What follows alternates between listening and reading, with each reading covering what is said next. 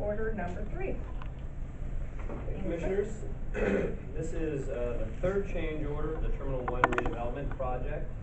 And this change order was previously signed by the executive director, but mistakenly so. We had a little misread of the master policy report, and I tried to have that in the first page of your write-up. And really, where it was my recommendation to the executive director to sign the change order is because I was believing that the same language applied to all personal service, professional service, and public works contracts, but there is some nuance there, where in the master policy report, under section 7B2 and 8B2, it says that the executive director has the authority to execute change orders up to $50,000 or 10% of the last commission approved total.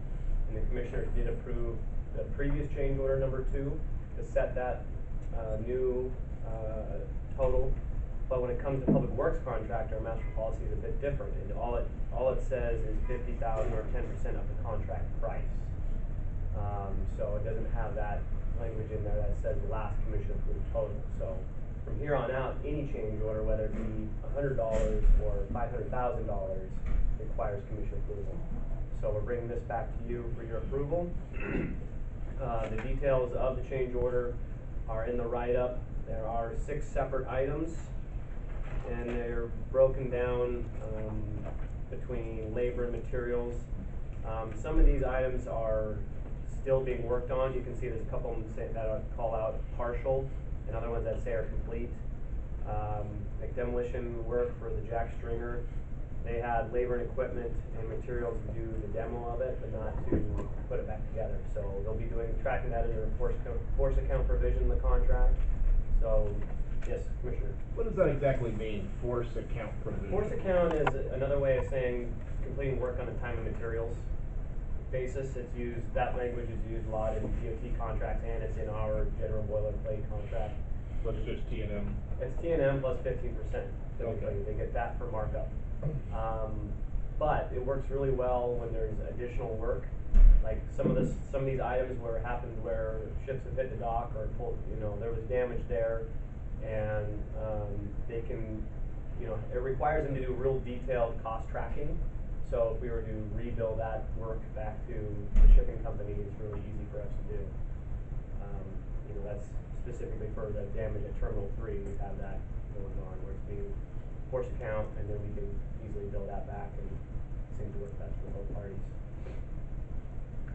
So the total of this change order is $23,174.19. The total change orders, so if you look down in the fiscal impact part of the write-up, it details all of the base bid and the change orders. So change order 1 was executive director approved. It was under the $50,000 limit. Change order 2 was brought to the commissioners for approval and was approved by the commission. And change order 3, since now those change order 1 and 2 are over $50,000, every change order from here on out will require commission approval. So even though this one is $23,000 is less than that amount, it will be coming to you here for your approval. So with that, staff recommends the commission ratify the executive director's prior action of approving change order number 3 with Legacy Contracting Incorporated in the amount of $23,174.19. And this will bring the contract amount to a new total of $4,602,660.07. With that recommendation, the commission should be aware that there will be an additional change order. I don't know what that amount is now, but it breaks out what it'll likely include. Those items that are referenced as being partially complete, the installation, when those force track, when they're done, those will be brought back. Remobilization for the additional float rental. There's been the bulkhead repairs. That's the bulkhead is the interface between the land and the dock. There's been some rot that we discovered when we were doing construction, so we'll have to do some reconstruction there. And some fender pile alterations to the head tie vault. So, are there any questions from commissioners?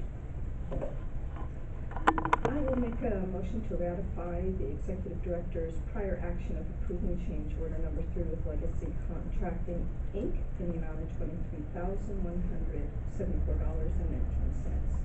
Second. We have a motion and a second. Any discussion, commissioners? Okay, hearing none. Yes.